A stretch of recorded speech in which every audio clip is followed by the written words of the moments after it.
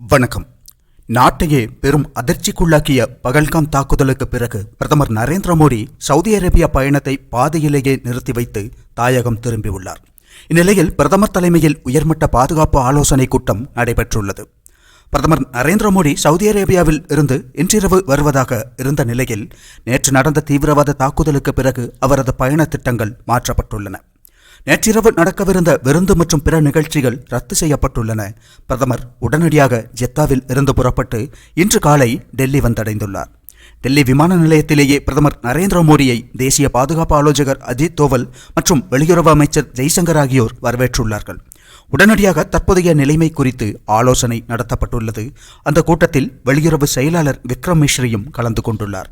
அதைத் தொடர்ந்து பிரதமர் தனது இல்லத்திற்கு சென்றுள்ளார். அங்கு பாதுகாப்பு அமைச்சர் ராஜ்நாத் சிங் மற்றும் உள்துறை அமைச்சர் அமித்ஷா ஆகியோருடன் கூடுதலாக ஆலோசனைகள் நடைபெறும் என்று எதிர்பார்க்கப்படுகிறது.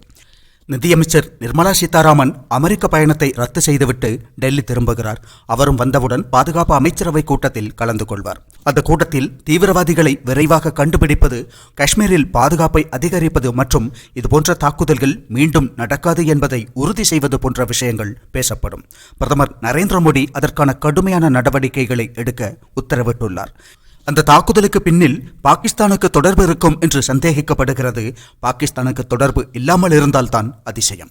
அதற்கு எதிராக இந்தியா தேவையான நடவடிக்கைகளை எடுக்கும் என்பதை பிரதமர் தெளிவுபடுத்தியுள்ளார். ஏற்கனவே புல்வாமா தாக்குதலுக்கு பிறகு எல்லைக்கு அப்பால் சென்று தாக்குதல் நடத்தப்பட்டது. அதேபோல் இந்த முறையும் கடுமையான நடவடிக்கைகள் எடுக்கப்படலாம் என்று எதிர்பார்க்கப்படுகிறது. உலகின் பல நாடுகள் இந்த தீவிரவாத தாக்குதலுக்கு கடும் கண்டனம் தெரிவித்துள்ளன. அமெரிக்க அதிபர் டொனால்ட் ட்ரம்ப் இந்தியாவுக்கு தமது முழு ஆதரவை தெரிவித்துள்ளார். தற்போது டெல்லி, மும்பை உள்ளிட்ட முக்கிய நகரங்களில் பாதுகாப்பு அதிகரிக்கப்பட்டுள்ளது. அமெரிக்க துணை அதிபர் ஜே.டி. வான்ஸ் இந்தியாவில் பயணம் செய்து வரும் நிலையில் கூடுதல் பாதுகாப்பு நடவடிக்கைகள் எடுக்கப்பட்டுள்ளன.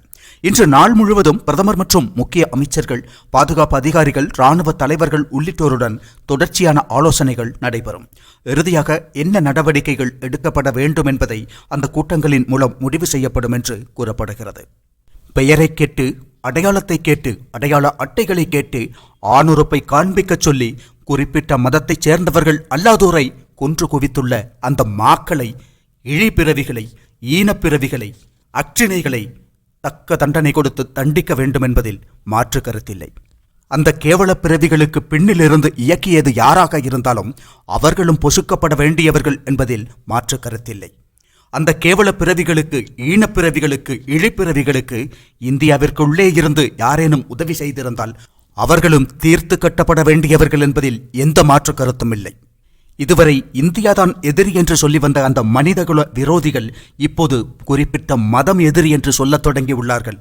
இது இந்தியாவுக்கு மட்டுமல்ல, உலகிற்கே ஒரு அச்சுறுத்தலாகும், உலகிற்கே ஒரு கேடாகும் இதுபோன்ற ஈனப்பிறவிகளை விட்டு வைப்பது. எனவே இவர்களையெல்லாம் தேடி தேடி, இவர்களின் வேர்கள் எங்கெங்குள்ளதோ அனைத்தையும் தேடி தேடி அனைத்து நாடுகளும் கூட ஒன்று சேர்ந்து அழைத்து தீர்த்து எரித்துவிட வேண்டும் என்பதில் எந்த மாற்று கருத்தும் இல்லை.